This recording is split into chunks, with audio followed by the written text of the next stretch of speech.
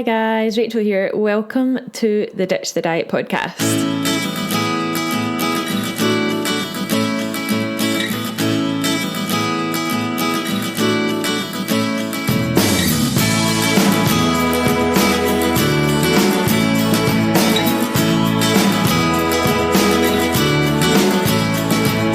So I'm really excited about today's episode because we're covering something that can, I guess, cover a lot of bases. And we're talking about how to break or make a habit when we're sort of talking about emotional eating, how to break that habit, break that bad habit and sort of replace it with something more beneficial for you if your goal is to improve your lifestyle. But just before we get into today's episode, I just wanted to introduce myself. My name is Rachael Watson and welcome to the Ditch the Diet podcast. This podcast is for people all over the world. We have listeners all over the world who want to learn how to quit yo-yo dieting and start to learn how to live a healthier lifestyle without restriction. So want to help you say goodbye to food guilt, start improving your relationship with food, and yeah, this podcast is supported by the Ditch the Diet Academy, which is a membership site that is basically your alternative to a lifetime of slimming clubs, where we teach you the exact steps to take in order to learn how to quit dieting forever, improve your relationship with food and get your body confidence back. You can check us out at ditchthedietacademy.com. If you're a long-term listener, thank you so much for continuing to listen. Please don't forget to leave a 5-star review on iTunes. It would really, really mean a lot to me. It only takes 2 minutes and I would love you forever. It would help me reach more people and I would really appreciate it a lot. If you're a brand new listener to the show, welcome. I'm really glad that you found the Ditch the Diet podcast. I'm sure this is going to become your weekly favourite. Please don't forget to hit the subscribe button so that you don't miss out on any episodes, and also click the available episodes button so that you can see all 70 of our previous episodes, and you can download the ones that take your fancy. So let's talk about habit change. Let's talk about how to stop emotional eating, how to break that habit, and how to make new beneficial habits to your goals. Let's do it. This morning I'm going to be talking about why it's so difficult to break a habit, why it's so difficult to actually stop negative patterns like emotional eating. So if you are here live and you can hear me okay, then please leave me a comment, leave me a little like or a love heart or something and let me know that you can hear me okay. Because that's really important. And yeah, let's get cracking. This morning we're going to be talking about habits, how to break a habit, how to make a habit, and how to quit emotional eating. So hopefully you can hear me and see me okay. Just let me know first of all before I get going.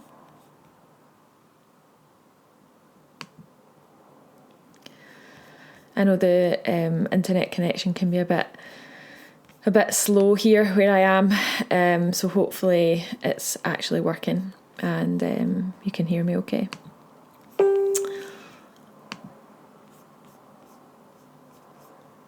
It can be a little bit slow sometimes.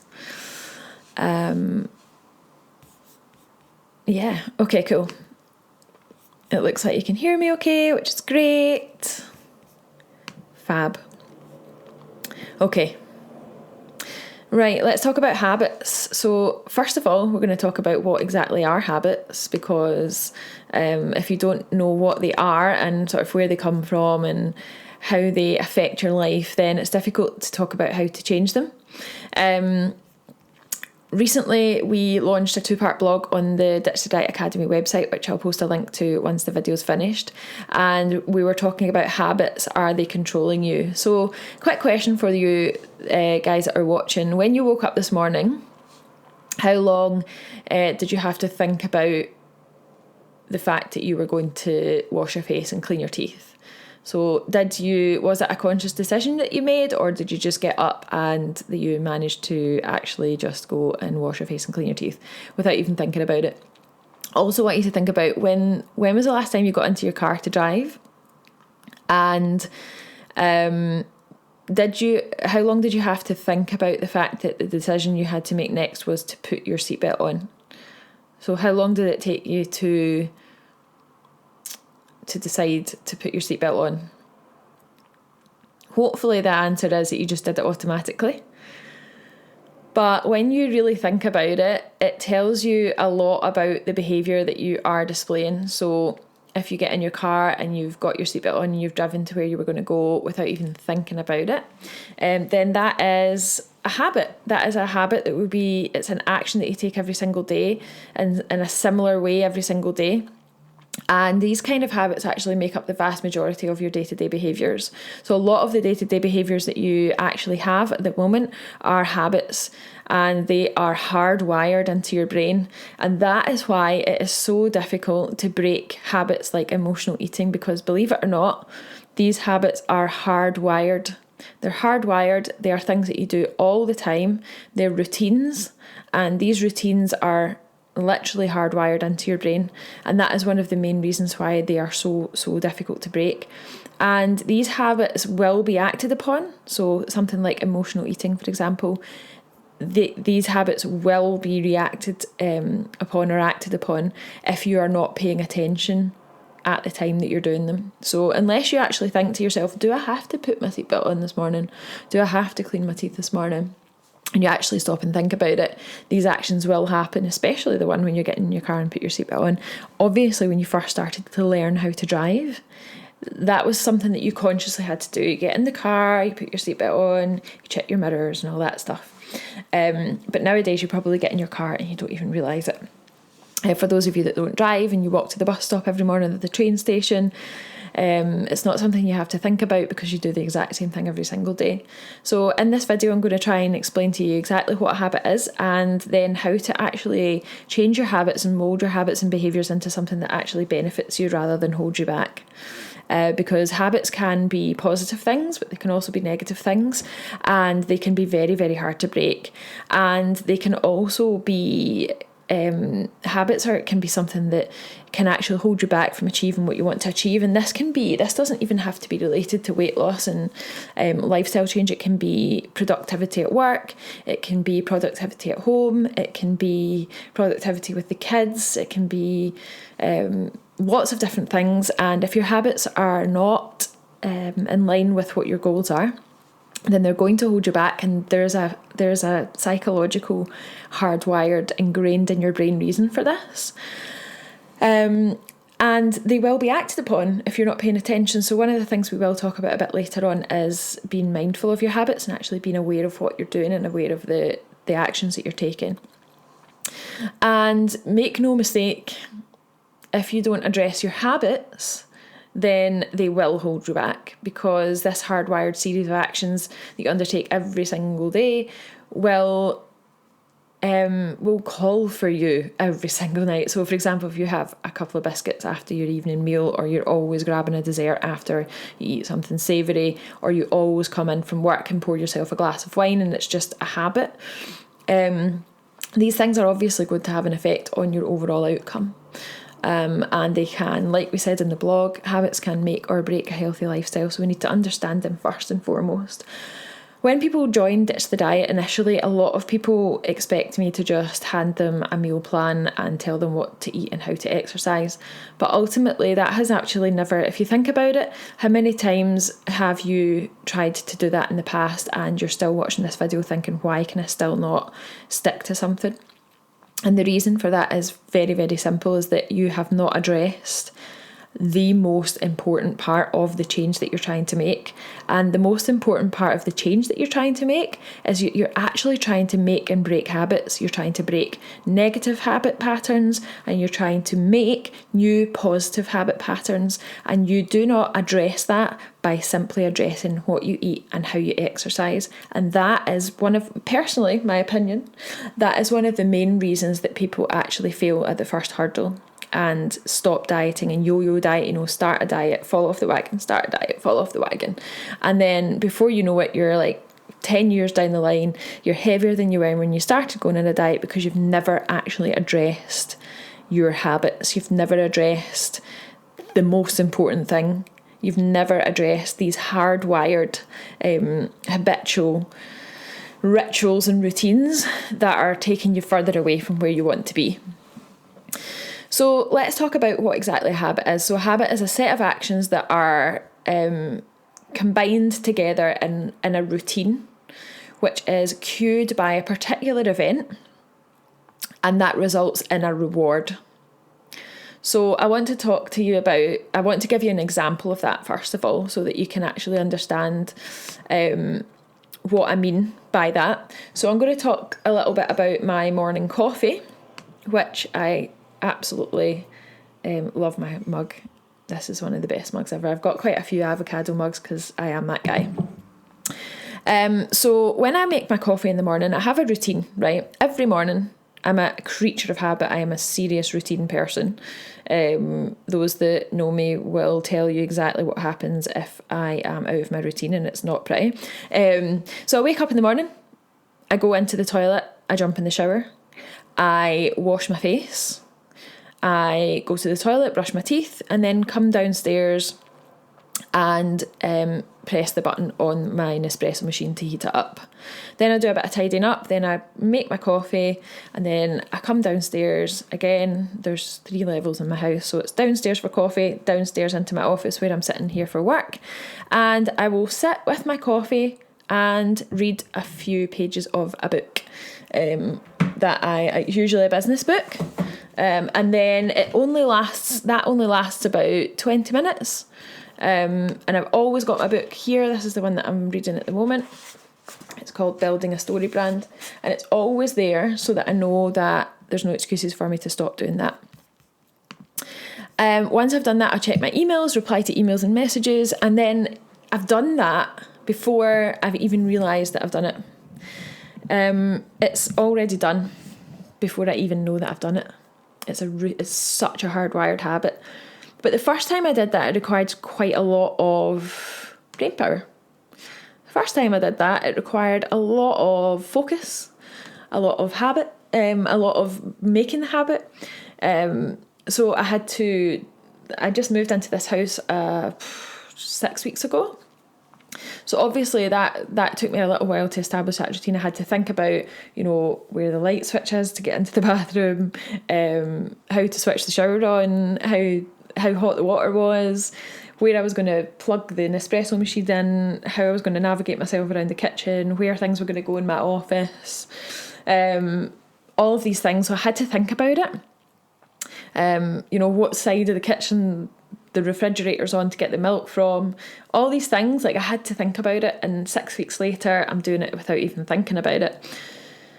So easily you're talking between 10 and 15 tiny little decisions that I needed to make, and I had to concentrate on when I first moved in here, because it was a brand new routine. And if I had to do that every single time, it would be pretty inefficient. It would take me much longer every morning, but in the beginning it was worth it because I was establishing a routine. And this, you can apply this to absolutely anything, by the way. Coffee is something that over 75% of people in the UK actually have every single morning. So yay to the coffee drinkers. And we all have a specific routine for it, guarantee it. So the reason that we do this is that the reward of caffeine can be very good. It can release a chemical called dopamine, which makes you feel good. It's a reward response, and its role is to reinforce the behaviour by creating anticipation for it. So that anticipation of the first sip of morning coffee, or the first taste of that chocolate after your evening meal. And it remembers how good that behaviour is, and how good the feeling of and the act of drinking that coffee was. And it remembers this because of something called neuroplasticity, which is basically a property of your brain that allows it to adapt and change to different stimulus, and ultimately learn what your habits are. So when you learn or create a new habit, like I did moving into this house, getting into the shower, washing my face, getting dressed, coming downstairs, making a coffee, coming downstairs, sitting at my desk, reading the book, drinking the coffee, all of these new connections are made between neurons in your brain, and these new connections stay. But at the same time, old connections will be lost. So it makes it very difficult it's very difficult for your brain to lose old connections, but it's also quite difficult to make new connections as well. Now, I'm 6 weeks down the line, and I would say that I'm still consciously thinking about a few parts of that routine, sorry. So I reckon another 2 weeks, another 6 weeks, and it will be ingrained in my brain. So we're talking 12 weeks here, minimum. And that's to just create a basic new habit. So every time you do this routine, you'll get that same sort of reward feeling, that coffee feeling, that finishing a meal feeling associated with the dessert. That's making a cup of tea, grabbing a couple of biscuits, or finishing work and pouring a glass of wine. But these are all habits that are obviously not going to be very complementary if you have the goal of improving your lifestyle or improving your health through improving your lifestyle. So these habits are responsible for all of your day-to-day eating and lifestyle choices. So if you want to make a change, and a positive change to your lifestyle, a positive change to your weight, a positive change to your health, then you must address your habits as the number one priority. And I know this is really boring, and I know you want a meal plan, and I know you want to go to the shop, and I know you want to go to the supermarket and buy loads of healthy food, and I know you want to book yourself a gym class, and I know you do. But these are all things that will come in time once you start to address your habits. One at a time, by the way, because trying to address 10 habits all at the same time, which is what you normally do when you go on a diet, you change the way you eat, you change your meal plan, you change the foods that you eat, you try and exercise more, you put your Fitbit back on, you charge it up, you put it back on, you try and hit 10,000 steps a day. Someone tells you should be doing yoga at least once a week, so you try and do that, and then you're trying to go out for walks at the weekend and hikes at the weekend and all this stuff, and then boof, you're trying to change 10 habits at a time, and what happens? What happens when you try and change 10 habits all at the same time? Nothing gets done. So we're talking one thing at a time, maybe two maximum at a time. And that is why at Ditch the Diet we focus on habit change, and we are going to be placing a massive focus on habit change moving forward, because that is ultimately how you get the best results in the long term. So yes, if you want to have short-term quick fix, by all means go on a crazy diet, change the way that you eat and exercise, and forget about trying to change habit. But if it's something that you want to change in the long term, then you absolutely must address these habits and behaviours. One of the biggest questions that I get asked all the time, every day, God knows how many times a day, at least 5 times a day, is I can't stop emotional eating. Rachel, how do I stop emotional eating? And that is not a question that I can just answer with one sentence. It's a massive task. It's a long-term change. It's addressing habits. It's being honest with yourself, which can be very difficult. Being honest with yourself can be very difficult and very upsetting. And taking responsibility for yourself, which is also something that most people can't do. Taking responsibility for the fact that where you are right now is an accumulation of all the decisions that you've made up until this point. And unless you can take responsibility for that, you will never move forward. Unless you can take responsibility for actually saying, you know what, I am ready to make change. I am ready to take action here, and actually take the action, not just say that you're going to take the action. Then you'll never move forward, and that is a fact. I've seen it time and time and time and time again. People join Ditch the Diet, don't do any of the work, don't take personal responsibility for the fact that it's their responsibility to do the work and our responsibility to give you the education and support, and leave after a month saying that it didn't work because they didn't do anything. I see it all the time. So unless you're ready to take responsibility for your learning, ready to take responsibility for the fact that this is not going to be an overnight fix, then you're going to be stuck in this same cycle of emotional eating, gaining weight, going on a diet, emotional eating, and it's going to last forever. And you're going to get to the point where you are 85 years old looking back and thinking, fuck, I spent the whole of my life on a diet. How shit would that be? So let's talk about habits. Let's talk about we've talked about what they are, we've talked about why they hold you back. Let's talk about what we can actually do about it.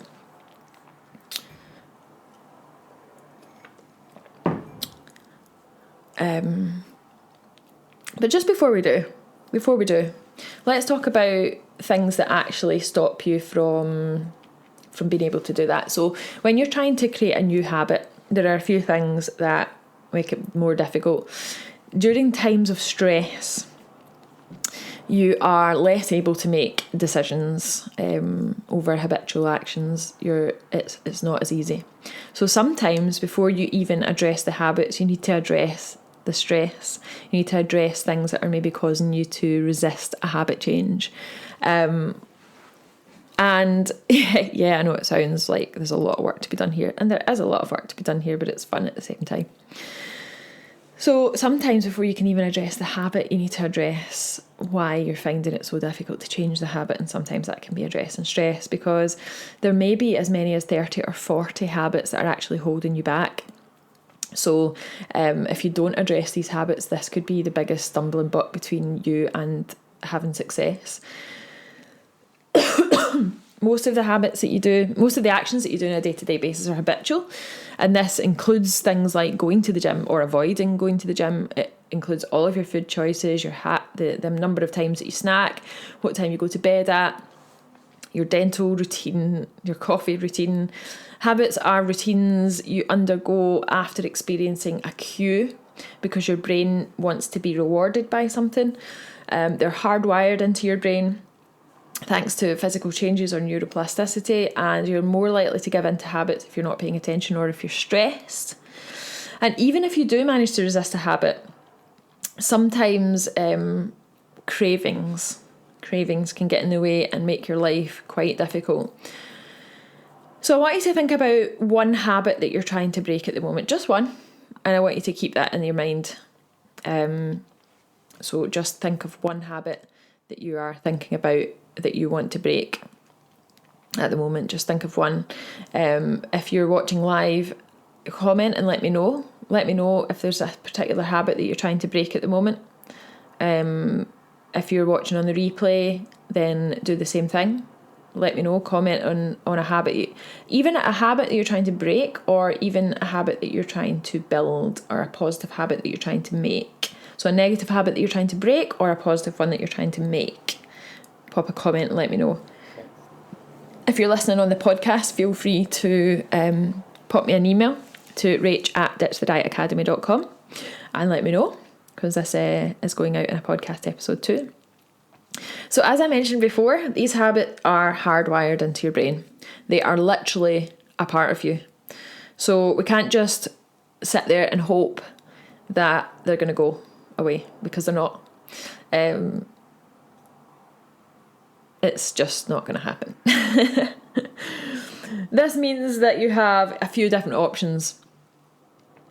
One for each step of the habit process, which we're going to think about as mindfulness, cue, routine, and then reward.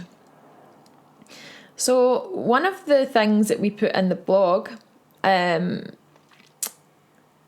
is that a lot of the time, habit comes down to the fact that you're not actually being mindful of the actions that you're taking. So sometimes with some habits, and this is not for all habits, it's just a case of becoming more mindful, especially when it comes to food. And you can try this today, because we all have issues with emotional eating. I have issues with emotional eating. If I'm not mindful, I can go back into old habits and old routines, because we simply can't ignore these habits and hope that they'll go away, because they won't. But one simple thing that you can do today, and you can do this straight away, is ask yourself, before you're about to have a habit-related food choice, before you're about to have a snack, maybe you have it at the same time every single day and you're trying to break this habit, is just to step back from the snack that you're about to have and say, do I really want this, before consuming anything? And of course, the answer is allowed to be yes, but it's a good idea to ask the question, because for some other things you might actually not want it. It might be a case of, oh, well, actually, this is not something that I want right now. So for example, if you come in from work every single day and you pour yourself a glass of wine, and it's just a routine, and you know that this routine is not actually doing you any favours, then what you can do is, before you pour that glass of wine, do I actually want this? Do I actually enjoy it? Or is it just a routine? Would it be better off saving this to a time where it's going to be more enjoyable and not so much of a routine? And if it's not something that I need to have every day, then I might actually enjoy it more if I'm just having it, say, once a week or twice a week. So that's one of the first things that you can do. The next thing is the cue. So the cue, the routine and the reward. So a habitual routine is initiated by the experience of a cue. So for example, you might see, feel or hear something that you're otherwise aware of. Maybe you're consciously aware of it or not consciously aware of it. And then the habit occurs as a result of that cue. So for example, getting in the shower and washing my face is the routine. The cue for that was waking up. Simple. So if you have alcohol, for example, when you come in from work, and I use this as an example quite a lot because it is something that's very common. The routine is pouring yourself a glass of wine. The reward from that is obviously the relaxed feeling that you get from having that drink. But the cue for that is coming home from work. If you have biscuits with your tea when you get home from work, the reward from that is obviously the dopamine hit that you get from having the biscuits, the good feeling, the sugar. The routine is having the biscuits with the tea, and the cue was making the cup of tea. So that is your cue, your routine and your rewards. The routine is the actual ritual that you perform. So having the biscuits or having the shower, washing my face, making coffee. The cue is what caused that to happen. And the reward is how you feel as a result of having that thing. So there are a few things that we can do. We can either know, we need to be aware of what the cue is and think about, can we actually remove the cue? So can you remove the cue itself? Can you nip this right in the bud, right at the beginning, before the routine even happens, before the reward is even thought about? And this is the far easiest way to go about it. We have another podcast episode that I will put a link to in the show notes. If you're listening to the podcast, I'll also pop a link to that in the description of the video when we're finished recording. And that is about your environment. So shaping your environment according to your goals, shaping the way that you're, it makes it easier for you to even make decisions. And we talk about this in one of our podcast episodes, environmentally friendly eating habits. So I'll link to that in the show notes. I'll also pop a link to that in the video description once we're finished recording.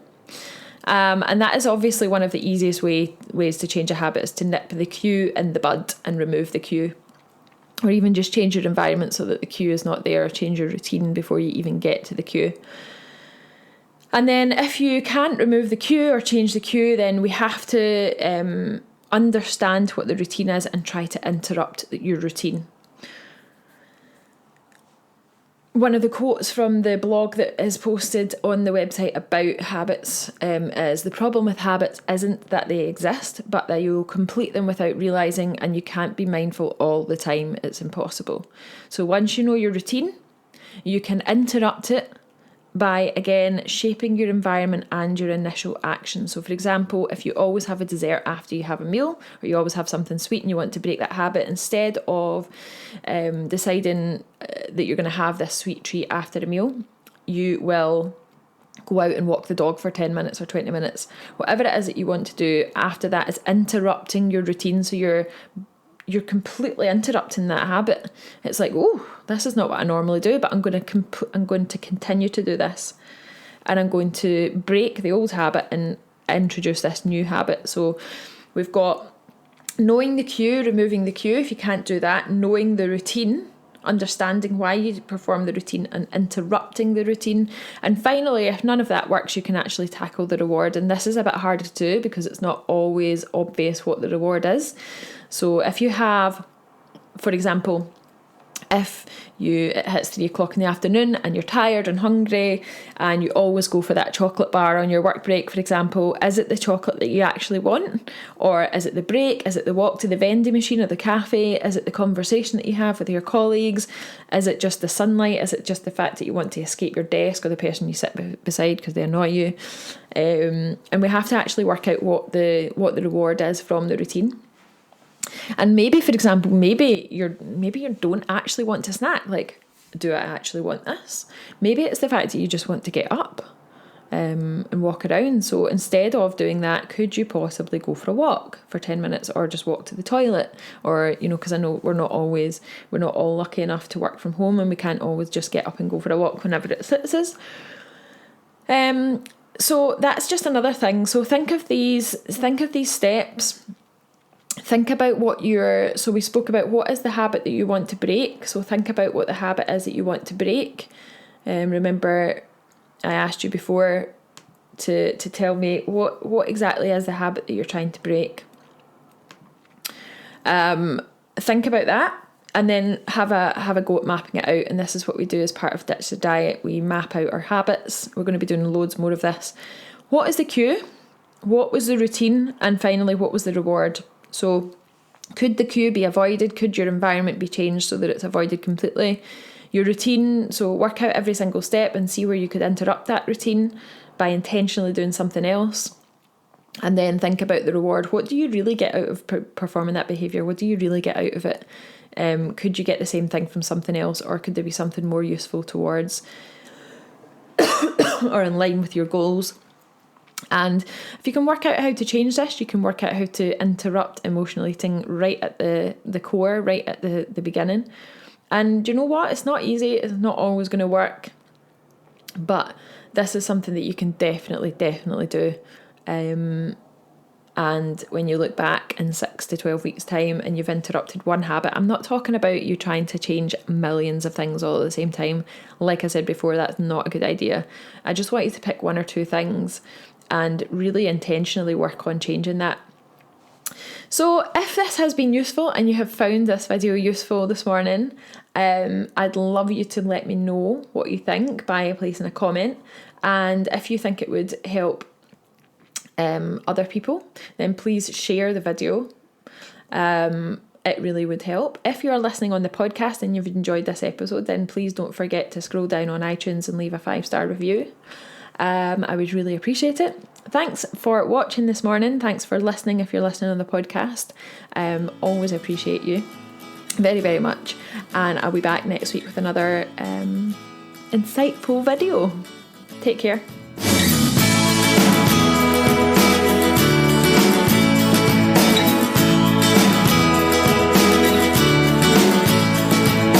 So there we have it. I hope you enjoyed that episode of the pod. It was, of course, a recording of a Facebook Live that I did this morning.